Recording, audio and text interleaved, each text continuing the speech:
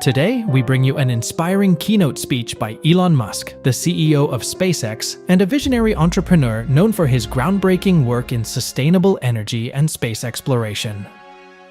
At the 10th World Water Forum, 2024 in Bali, Indonesia, Musk shares his optimistic vision for solving global water issues through advancements in desalination and the transformative power of solar energy. He highlights the potential for a sustainable future and how innovative solutions can turn any part of the world green. Hello, everyone. Well, I must say I'm very impressed with this. This meeting room is amazing. I feel like I'm in a waterfall. And it's really lovely here, and that was incredible performance. So I must say I'm quite delighted to be here this morning talking to you and to experience this wonderful event and everything that Indonesia has to offer. It's amazing being here in Bali, in Indonesia. So,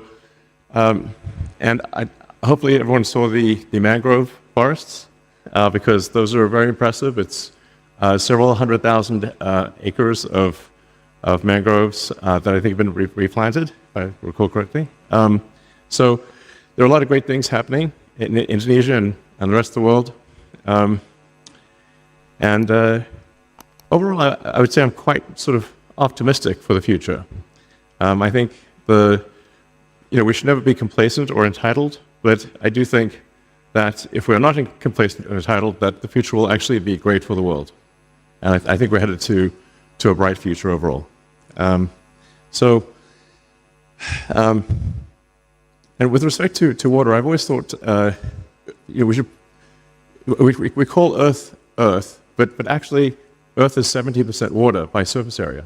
So technically, I think if aliens came here, and a lot of people think aliens have come here, because they're always asking me about aliens, they would name us water, because we are 70% water and only 30% land.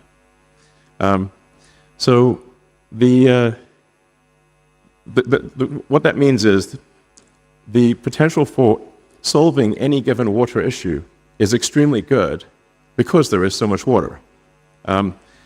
There's obviously desalination required at times and the transport of water, but desalination, as I think most people know, has become very inexpensive and so really the availability of fresh water is simply about energy and transport. So that's when I talk to even very well-read, very smart people in the United States, they will often think, well, the water crisis is unsolvable. But in fact, it is very solvable. With our continuing breakthroughs in the efficiency of desalination, and anyway, I think we've got a great water future ahead of us, and I think a great sustainable energy future ahead of us. As I mentioned, because the cost of desalination has dropped so much, if you're just talking about water for individual consumption or water in, say, a hydroponics facility, some kind of, where you're not simply putting it on the ground for crops, but actually have some sort of contained facility that minimizes the amount of evaporation, I think you can basically turn any part of the world green, including the entire world. So it just begs the question of where does the energy come from? And here's where I think solar energy is very much underestimated in terms of its capability. So if you think about what would the Earth be without the sun, the Earth would be a frozen dark ice ball at roughly 3 degrees above absolute zero. It would be quite unpleasant. So, very cold and dark. But because of the sun, we're at quite a nice temperature, quite pleasant, sort of roughly 300 degrees above absolute zero, and the sun powers almost the entire ecosystem is solar powered. When you say well, how much land would it take to generate electricity? There's a gigawatt per square kilometer of solar radiation that reaches the surface. So for every square kilometer, there's a peak power of roughly a gigawatt, which is comparable to a power station. Now, the sun doesn't shine all the time, obviously. So when you net all of that out and say, well, how much energy per day does 1 square kilometer yield? It's roughly 1 gigawatt hour per square kilometer per day, which is still a lot. So, and if you do the rough math to power the United States, which is a heavy user of electricity, would take less than a 200 kilometer by 200 kilometer solar array, power the entire United States. And if you drive through the United States, there's plenty of sections of the United States where there is basically no people.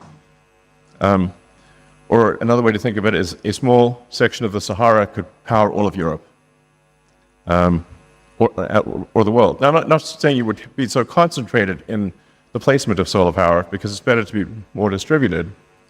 But the sheer magnitude of solar power that is available is often not quite understood. But the math of it is very clear. So I really would strongly recommend sort of a solar plus battery combination or wind plus solar can solve all of the world's energy needs by a lot. Something I would encourage everyone in the room to look at is, and you touched on that briefly, is that the cost of solar power has dropped dramatically over the years. So if you were to look at the cost of solar power 5 years ago, or 10 years ago, or 20 years ago, it would have seemed cost prohibitive.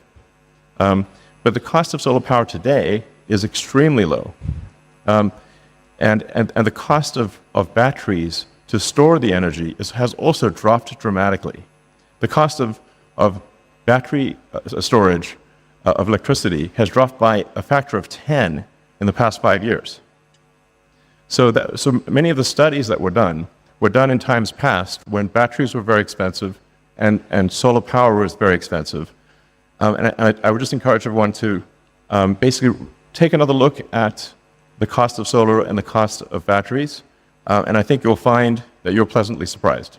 Well, it's an honor to be here, and thank you very much for listening to my words, and I hope you have a fantastic conference. Thank you. Thank you, Mr. Elon Musk. Please return to respective seats.